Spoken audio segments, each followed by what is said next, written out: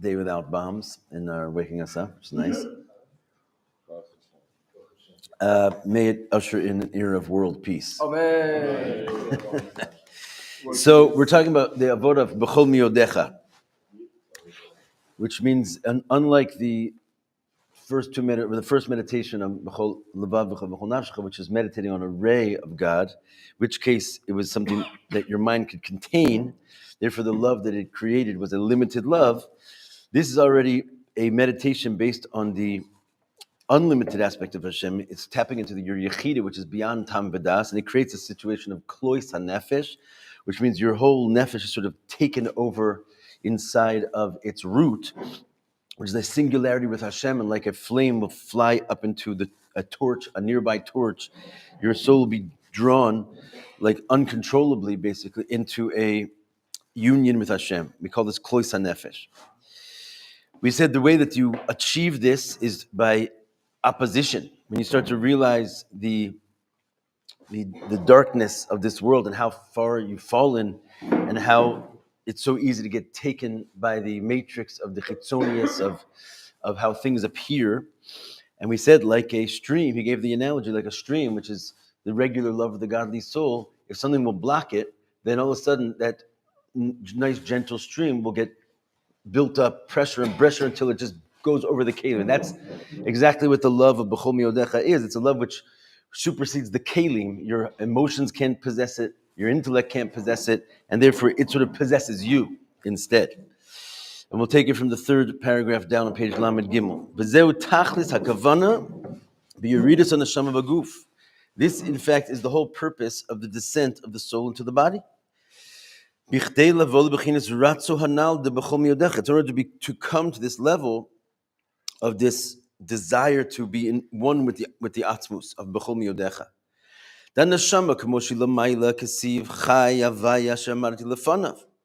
The pasuk in Malachim that says regarding the soul's experience above is that by the life of God that I stood before Him. So the soul is called standing before God when it's above, before it enters the challenge of the physical world. Why does it say standing? Standing is a code word for bittul, right? In other words, like you're standing at attention. The soul above is in a state of recognizing God perpetually. And what is the bittul it's experiencing? It's in a state of perpetual love and fear.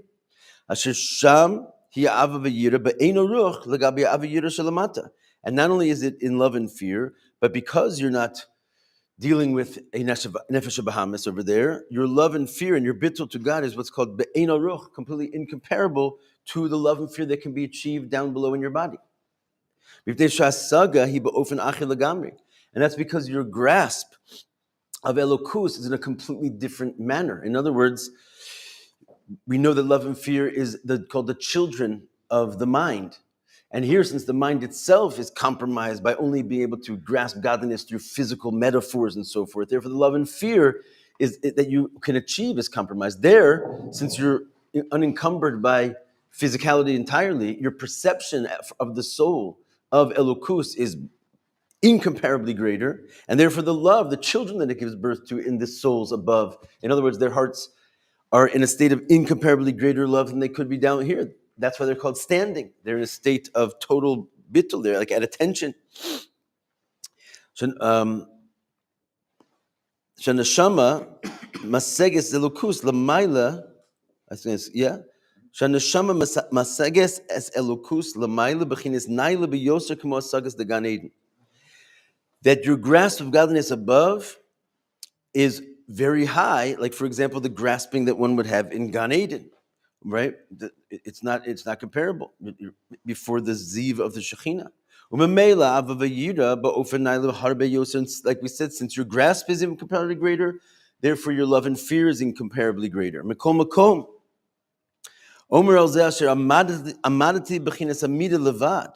so now he's sort of using this word amida in two contradictory ways. On one hand, amida means bittul, and it's showing on how incredibly bittul it is up there.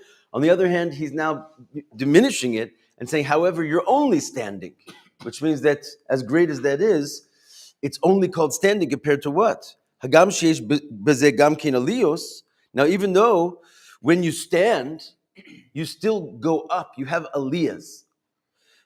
Aval hu b'seder b'hadraga b'chinas gavul. But your aliyahs are in a seder in a limited way.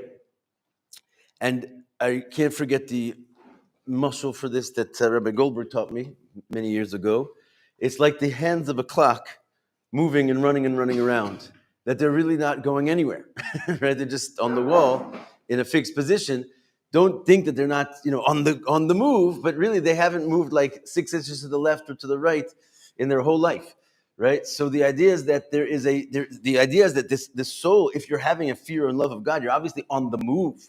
They're in a, like we said, for example, about the stars, that their bittul is evidenced by the fact that they're like going billions of miles an hour in a state of continuous hishtachavaya, which is their song and their praise. They're on the move, but they're not really going anywhere.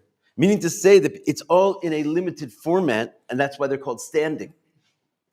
Because it's all b'seder hadraga. Why we say they're not on the move? They're going.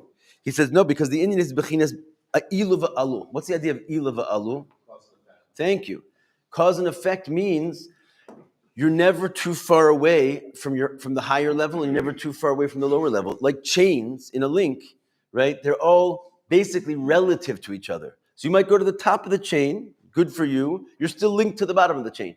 Because that's the problem of being in the realm of the Seder Ishtalshlus. You can never sort of really go totally beyond anything, because you're all in a state where every level is somewhat compared to each other. So even they're having aliyahs, they're still having aliyahs within the very realm of finite light. So it doesn't really get you too far. And therefore, as much as they're having this unbelievable bittul, amida, and they're on the move, in a certain sense, they're having aliyahs, they're called standing still. Now, even though the cause is higher than the effect and they're going up to their cause, and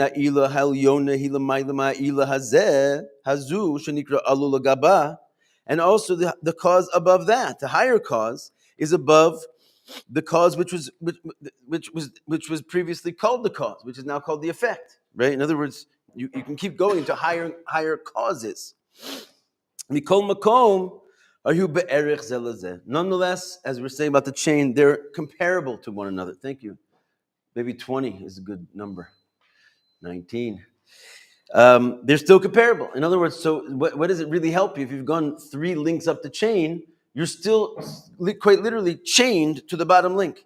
And even if you go to the top link, you're chained to the bottom link. You can go up, but it's not really getting into a completely different domain. The imke haliyah me'alu le'ila.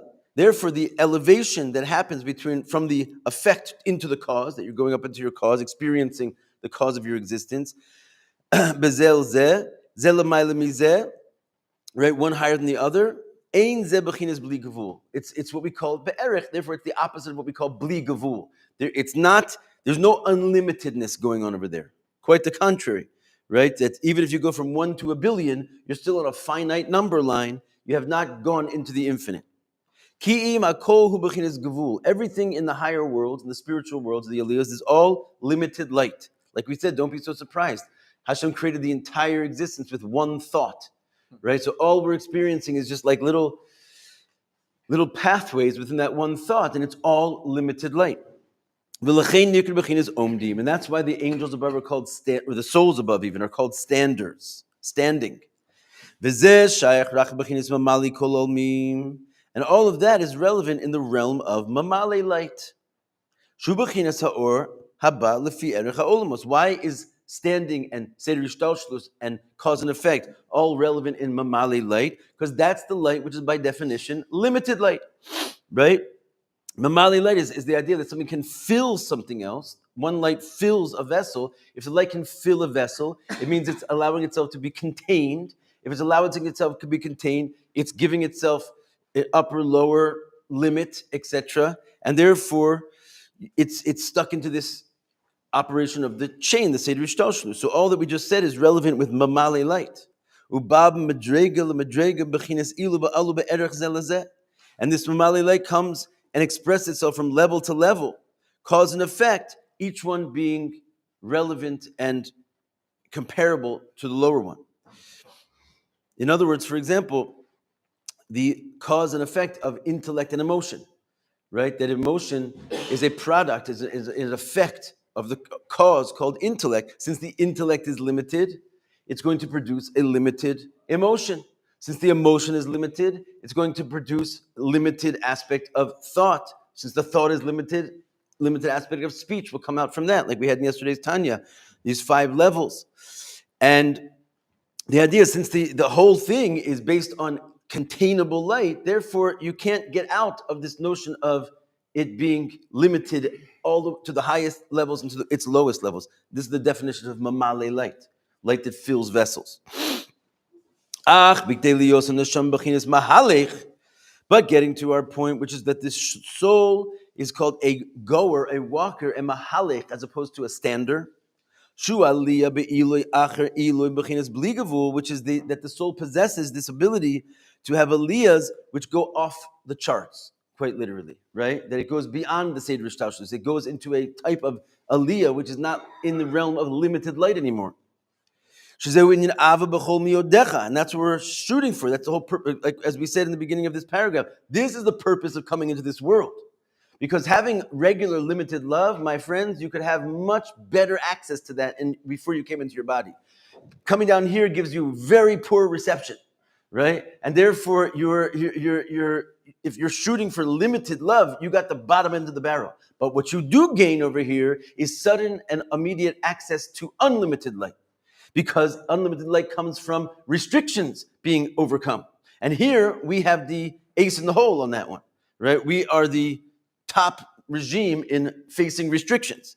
And therefore, we suddenly become available to us the bli gevul light, which is the ability to tap into b'chol miodecha. Shaliyah eino b'seder v'adraga, which means you can go up in an unorganized way. You can like spaz yourself into tremendous levels of tshuva. Ki'im b'chinas bli gevul mamish, right? To actually unlimitedness. And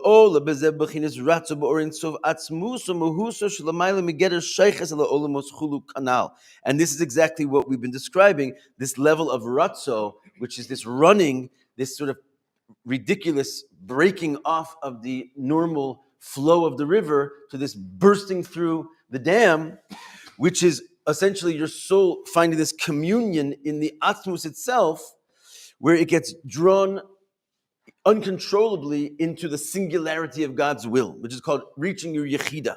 Here he calls it going up into the Orein Sof, the essence of God, which is beyond any connection to the worlds, right? The aspect of divine light, which is not only beyond that first thought, it's mamash Hashem himself, which is plugged in, which he planted inside of you. This element of him, which is beyond the worlds, it is inside the Jewish soul, and therefore you can actually obtain access to it. Turning the page. Say that last line I didn't hear. It's all recorded, man. I can never say anything twice. No. I honestly could not repeat the exact line, but I can read it to you. You go into a running or a willful, running into the essence of God, which is beyond any connection to the world. I think the last thing I said was that there is this notion of God, obviously, who's beyond the worlds, right? If Hashem created the worlds, he also exists in a state which is beyond any association with limitation or worlds or anything. That aspect of him, he planted into the Jewish soul. It's just that aspect of the Jewish soul does not emerge and cannot emerge unless it faces some kind of a challenge, and it has to sort of dig deep into its reservoirs and find the netzach to overcome things, right? Therefore, only that level which is planted into the godly soul can only be attained when it's in the physical body. Therefore, the b'chol miodecha love is the reason that Hashem sent us into this world. There's like a great gift underlying the struggles that we see here. In fact, the gift is dependent on those struggles of being in a body. And all this can be achieved only from your position in the body. Due to the fact that the body and the animal soul conceals or avashal nefesh elokis, it does not allow you to have this pleasant journey walking around Gan Eden, experiencing love for free, right? It basically is suddenly dragging you into all types of physical obsessions, and yet you sort of come to your senses and you want to reconnect to Hashem, and you now have to reconnect to Hashem through great opposition, right? So the whole meditation is when you're meditating on the awesome distance, how far away you are from Hashem, from the very fact that you have been positioned in this physical body, which takes the world automatically as an independent, true reality, which is absolutely false. When you sort of come to that realization how you're living in this unbelievable lie, it creates this awesome desire for running and walking, becoming a mahalech, reaching the bli gevul. This is where a much stronger level of love can be born. Next paragraph. So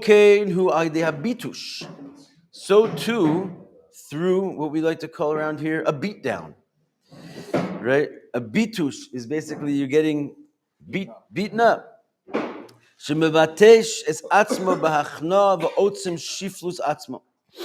a person, it's like real musar job that you do to yourself. Page Lamed Dalid, the second paragraph. It's good to see everyone return. I'm glad you got some sleep finally from the missiles. Yeah, Baruch Hashem. Welcome back. This is pretty much how the class should look. So we're back to our formation here. So the person gets, this is likened to this bitush, right? That a person will break himself, b'hachna, with subjugating himself, v'otzim shiflus atzma, and having like an awesome state of lowliness, of realizing the lowliness of existence. Like you're like a worm. You have no real purpose over here, and your entire life, what is it? It doesn't amount to a hill of beans, right? This is sort of a type of thought that one could have, and you wouldn't be entirely wrong about it. And this is again, if you're doing it as an avoda, it has a certain level of effectivity. If it's just your nefesh bahamis, like pushing you into this place in order to stop you from being the best you can be, that's a different thing. As it says in Tanya, the difference between atzvus and merirus, to be depressed versus to be bitter, is like mamash the difference between night and day. And we definitely have to be careful with this. So much so that we really don't occupy ourselves in the avodas of merirus in our generation the way we once did. The reason simply being is because daily we're already feeling like the oppression of our lowliness, and therefore it's sort of like right on the tip of our fingers, and we don't have to meditate and delve into it because that could actually become harmful. But nonetheless, it is obviously the reason we don't have to. And it's like, in other words, what they like to say is our kalkalaso, he takanaso, that the brokenness of something can sometimes be what fixes it. For example, if you have a vessel made of cheres and it has tuma, you can't get the tuma out. You can't put it in the mikveh. It doesn't work. The only thing you can do is break it. When you break it, it ceases to be a vessel. It does not tuma anymore. So breaking something can sometimes be, it's fixing. So too, we don't have to meditate so much about the avodah of merirus anymore because we're already broken. So our brokenness like fixed us from having to sort of like bring this upon ourselves because it's already there. So now we kind of are very much more positive in our thinking. Nonetheless, it's in Chassidus in very many places. When we come to it, we honor it, we learn it, we understand it.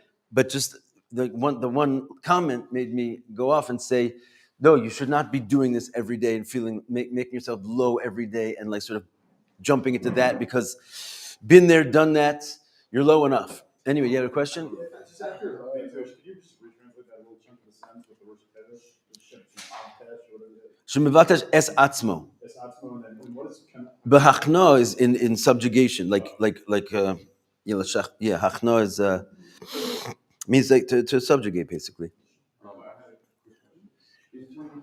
When we get to the level where cause and effect is not the same as it is here, when we reach that like model, right? Does cause and effect cease to exist? It just is. I'm not sure where you are. Who's saying that? No, I don't know what you mean. Like, in other words, here in this world, you're saying cause and effect? Well, no, but you're saying we can elevate to a point of transcendence where we're Okay. beyond this physical plane. When we're in this world facing the resistance of our body, you're saying. Right. So then does cause and effect cease to exist? There's no need for it. It's just the expression of Hashem in the unspeakable. Yeah, there is no cause and effect at that level. There's no world. So anything that's going to be in the world comes, I guess, spontaneously yesh mi'ayin. But yeah, there is an aspect of reaching a level beyond cause and effect. I'd rather not break into a whole bunch of questions. Last question. There's no place for Atzvus ever. Like, it seems like it's like 100% Yetzirah. But Mariras, there is a place for it because it can actually bring to something good, but Atzvus never does. Right. Correct. What's the difference between Nivza and Nimas? What page are you on? The next line. Oh, all right, we're gonna move on. We're gonna translate. Okay, so the point is that when you're gonna break yourself, right, this brings you to a state of shiflus atzmo. You shouldn't feel so good about yourself that you just run and leave the class, but I'm saying. Eich shehu omed lamata mata me'od madrega. Don't forget how you stand so low in level. Ad shenai says shafel v'nivze be'enei atzmo, to the point that you become lowly. Nivze is like embarrassed, right? So in other words, nivze means from the word boz, yabuzulo, like you're disgraced, right? That you're lowly in your own eyes. You're disgraceful in your own eyes. This is the bitush.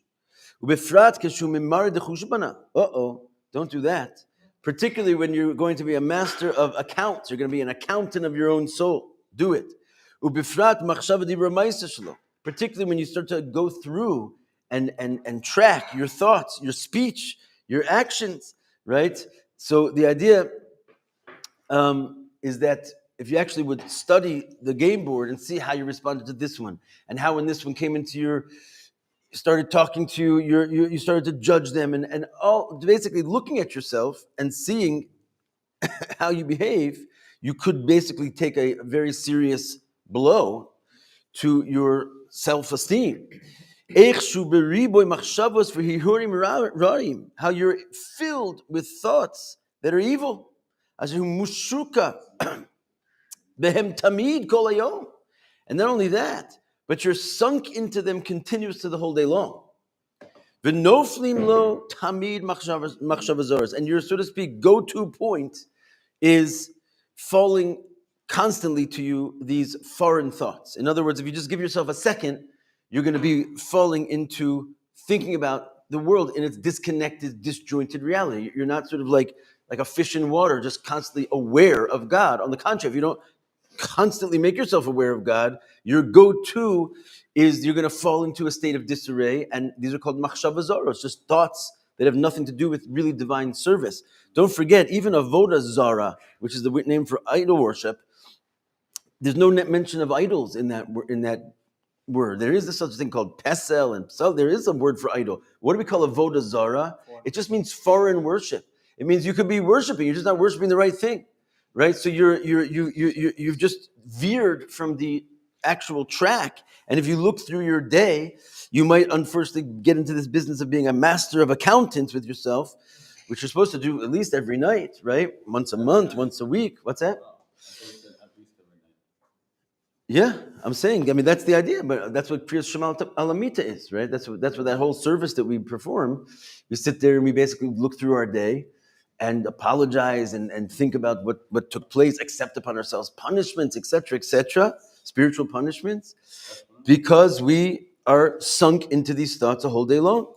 V'kein b'dibur b'ribo devarim b'telim v'diburi holus v'leitzanos, and also our speech, right? If you're not really saying something of import, you're not either saying Torah or hearing and conversing with someone about matters of the heart and matters of avoda, right? It's called devarim b'telim, and so too words of holus and leitzanos. Holus is just like speaking frivolously, right? No need for those words. You just have to want to hear yourself talk. Or leitzanos is even worse. It's basically like you're like clowning around and being, what is the word for leitzanus again? Scoff. Thank you. Like words of scoffing, right? You're like sort of taking jabs at people and at yourself, right? All these words that could fill our days. You're not allowed to talk words like that. Ubifrat b'maisa. And unfortunately, if you look even deeper into actually how this leads to deed, Afgam lo basib isur chas v'shalom. If you don't want to say that you crossed the line into actually performing a lo saseh, and you're actually going against the Torah by an isur, ki beriboy type was heter. This could be just as easily machshava zara, like avoda zara. If you're dealing with taivus heter, you're just eating permissible things, but you're eating them not for God. It's zara, right? It's foreign to the real service. This is how one gets coarse and like physicalized. To the point that your mind and your heart get closed and you're not even available to hear, words of truth, and you're basically like you're like a closed, blocked entity based on, you sort of drag this onto yourself because of the time you spent chasing after your passions. I just was looking at a Rishima that the Rebbe wrote on the 16th of Sivan, the day before he left for his journey to America. Yesterday was Koach Sivan. The day he arrived in America was the 28th. The day he left was the 17th. I asked Ariel actually to give this over to you guys, that's the exact duration of the war that we just like started and finished. It was like the Rebbe at sea, leaving the old world and arriving at the shores of the new world in those exact time period. Is that not a little bit crazy? Yes. And the day before he left, he wrote this little insertion into his diary in the Rishimos, and he spoke there about this idea of eating non-kosher food. How it, and because he was leaving the world of the Nazis, there was like one little port in Lisbon that he was able to get. He got on the last boat out of Europe. Wow. It's crazy. And the idea is that the whole world fell behind him, and it fell into a place of total disarray and darkness. And one of the things that he wrote there is by eating, he was talking about the non-Jews, by the fact that they're allowed to eat like birds of prey and animals of prey, the qualities of those animals can take them over. You are what you eat. And therefore, like, they're just these like horrendous entities that you can't convince a vulture, not to like pick out the brains of a guy. You can't talk to these people. And that's what he's saying. Unfortunately, what happens to us, how do we get to a situation that we're sunk a whole day into the wrong things? Because when we just go after our passions, it winds up building up blockages in our mind and in our heart. You say, how come I don't feel anything in davening? And it's really, you have to like investigate, what are you putting into yourself that's blocking you, right? And we talked about the content, that is so available to everybody now. This is potentially like your mind eating, right? If you're eating things that are impermissible, or even things that are permissible, but you're like going way overboard with your intake, it blocks your ability to think and feel. And so it's a dangerous situation. Yeah. You had your What's a Rishima means like a diary entry. Rabbi, we also see that if someone wants to be smart, they eat a lot. But we know that. I never saw that anywhere. It says if you eat, it didn't say if you eat a lot. What it said is, it says that don't leave us, my friend. Exactly, drink wine, spiced wine, right? It doesn't mean a lot. Who said a lot, right? It's like a eating the right and things in order to give your nefesh bahamis the quality that it needs in order to be strong. No one said a lot. No, there's no semblance over there that they were talking about was taking an overstepping your bounds of eating permissible foods. That's not at all what that meant, right? The idea is that, on the contrary, if you eat the foods correctly, then any kosher food, even like seemingly like kosher foods that have a taiva attached to them, if you use it correctly, that can actually benefit you. But it doesn't mean that you're there going after their taivas. I feel like it's harder to eat properly than not to eat. It's easier abstaining eating than to eat with the right. Sure. But also, if you eat with the right kavanah, it's way better than.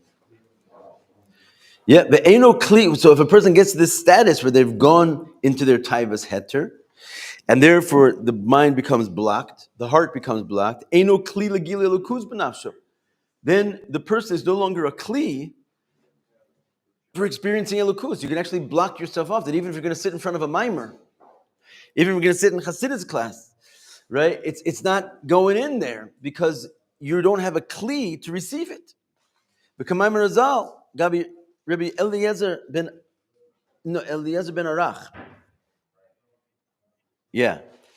The boy lemekre besifre hachadash, right? That he wanted to go and read in like basically a new sefer, right? The besifra. Sorry, he wanted to read Hachodesh Hazel Lechem, right? He was basically, we're going to get to it. There's a whole story over there in the Gemara, but he was trying to read a pasuk.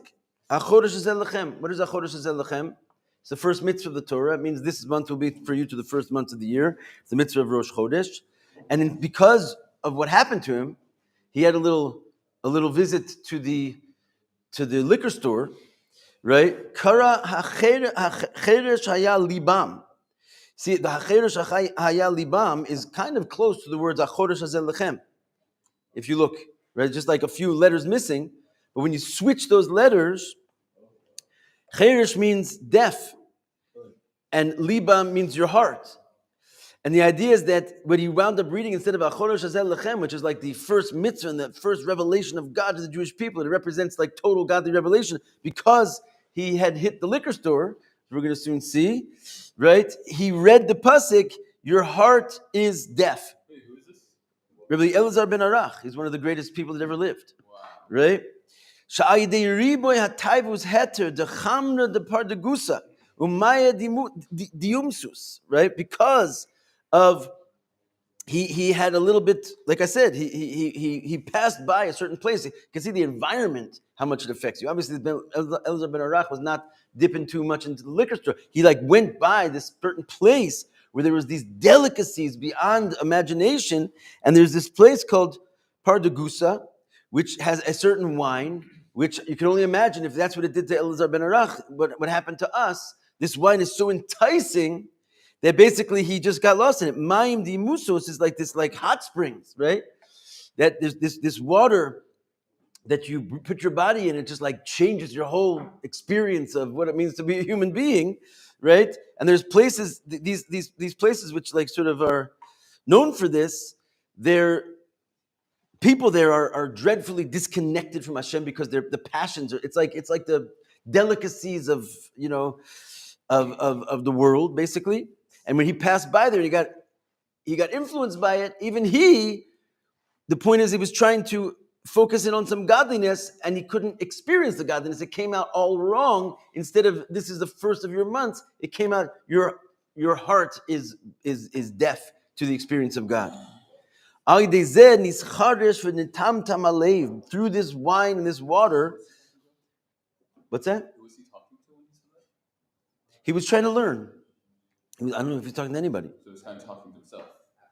He said he was reading from the Sifra, right? And through this blocking of the heart, he couldn't experience the godliness, right? He wasn't a kli at all for the divine experience. And God forbid a person could go very, very low in this, right?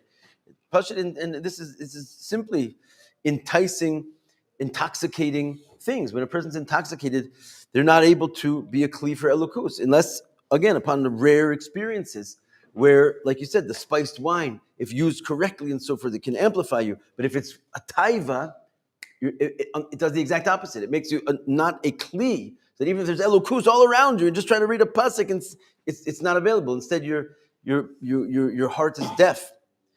The kol kach yachol lios ad she'enu margish es elokus bechinas makiv gankein. A person could descend in this direction to the point that he can't even experience a makiv divine light. In other words, he can't focus and concentrate and understand or feel in an or panimi. That's one thing, but to be totally blocked from even a makiv of divine light, right? And even all the Jews in New York cannot make an impression upon the the city politics, even though even in a makiveh, like you think, okay, like they're not sitting there learning Torah, but at least the good effect of all those diamond merchants, like eating kugel a whole day and making brachas, it would affect at least the surroundings, that they would be able to experience at least a makiv effect of elukus. But no, too much taivas, right? I guess Jew hatred is also a kind of a taiva. They love it. It blocks their ability to experience any godliness whatsoever. Poor New York. Hainu delo zu bilvad she'enu meir bo ha'or eloki b'chinas penimius b'torah b'tefillah.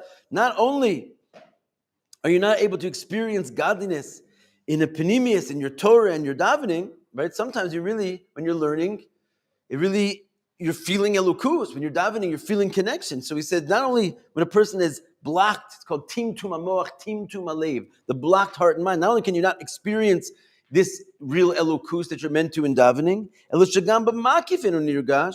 even in a makif way, it's not felt.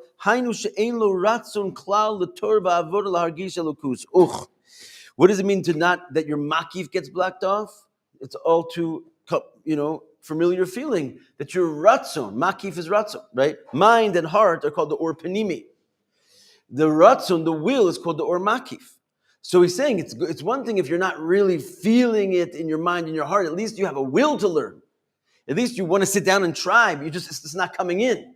But you could get with these desires of going too far, even in the realm of heter. That unfortunately, chas v'shalom, nebach, we see this. We see it too often. A person just loses their will to do it. Right? They don't even want to come anymore. They don't even want to participate because they're so blocked that it's gotten to their makif powers. It's like they're basically gone, right? They've completely lost themselves in this lowliness state of disconnected. They're not even interested in serving God.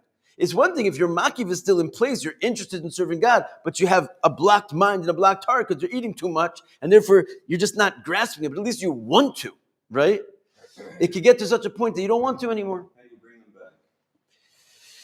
With love. You have to make it fun. Yeah, Okay, we'll bring them back. That's a shaila that we're going to get to. Right now, we're unfortunately looking at the disease. First, you have to learn the disease before the cure. What? We were doing the cure before we learned the disease, no? Ubepratius, it says that the cure is given before the disease. But if you're actually going to cure this thing, you need to know what the disease is. Didn't we just have a yom that said just the other day that the first way to get the person to becoming not sick is to know that he's sick and to know what his sickness is comprised of. Then you can fix yourself. Anyway, not that we need to be arguing about it, but the point is just that I don't want to get distracted. That's all. The line is 1, 2, 3, 4, 5, 6, 7 lines from the bottom of the paragraph, in the middle of the lines at the period. Ubepratius hacheshbon tzedek she'ose benafsho. He says, particularly when a person will start to do a cheshbon tzedek, an accounting of his soul. Okay, so we're getting back to the point. How do you reach this b'chol miyodecha? What's the avoda of bitush? There is a place for this, and we're kind of doing it right now, which is that when you start to realize really where you are, you become heartbroken. You're like, man, I'm not experiencing a delight in davening, and I'm not like mamish finding God in my learning. And you know what? I don't even really want to come. And what's wrong with, and when you start to think about yourself, you do a cheshbon. In other words, here you go. How do you fix the person? Unfortunately, the person is you, right? Here's how you fix the person. Look at yourself and realize, man, I don't even want God. I don't even want to be here. I don't even want to serve. I'd rather lie in bed all day and watch who knows what, right? That's where I am. And you take this cheshbon on nefesh, right? It creates a brokenheartedness. You're like, I'm all clogged up and blocked. That's not a help. It's like if you would go suddenly to the doctor and you realize all your arteries are clogged. You're on your life support. You'd suddenly take like a serious interest in your health, right? So we're not talking about healing the other guy. We're talking about healing ourselves right now. And the way you heal yourself is to look at yourself and realize where you're holding. And really, it brings to a broken heart. Your heart is broken because you're so far away from where you should be. Like we talked about yesterday, if you're going to see what you could have been after 120 years versus what you actually accomplished, you may be worth 24 hours in a lifetime of what you actually could have accomplished, where you're intended to be, the rich resources which you were imbued with, and how you use them on the on foreign things. על ידי זה מסעורר גם כן הנפש בחינס רצו בלי גבול. Not only are you going to turn around your game, all the guys sitting in Bnei Brak are going to marvel at this Baal Tshuva. Where did you get such a passion for God?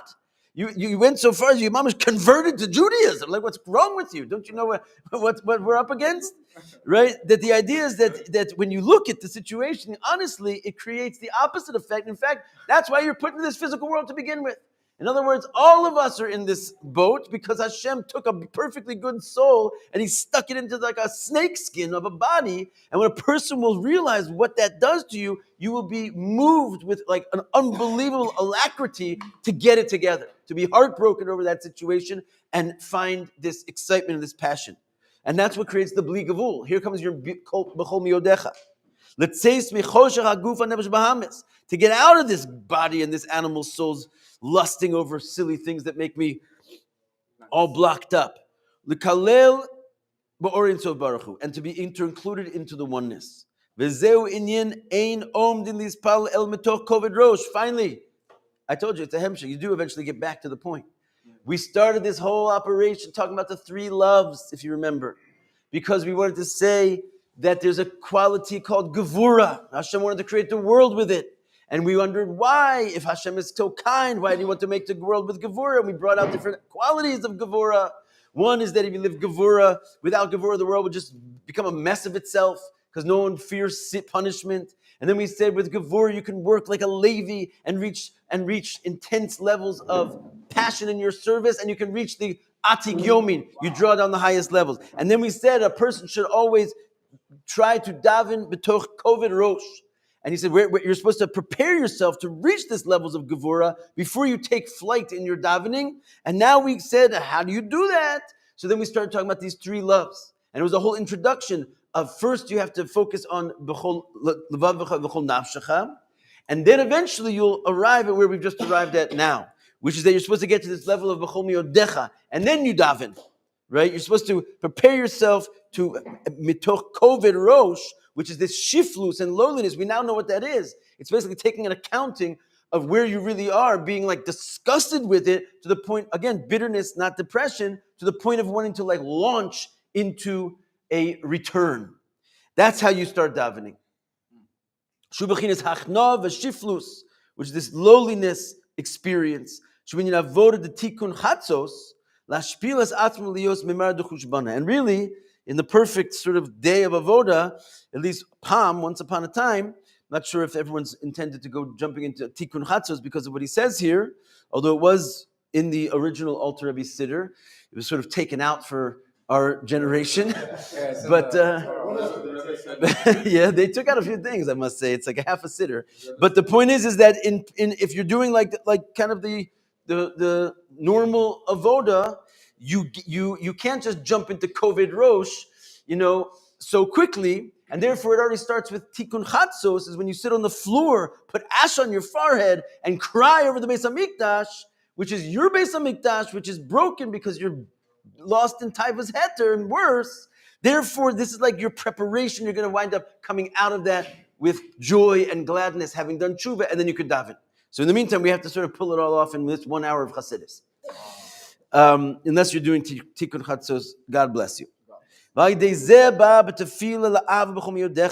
your davening will be a davening with b'chol miyodecha, which is this yitzia michoshech haguf amshacha lelukus. It's getting out of the darkness of the body and drawing down godliness. B'chinas hazazas etzem nafshe, which means you move around the etzem of your soul. Right until you get to there, you're like an angel, or you're like the soul above. You're really just standing.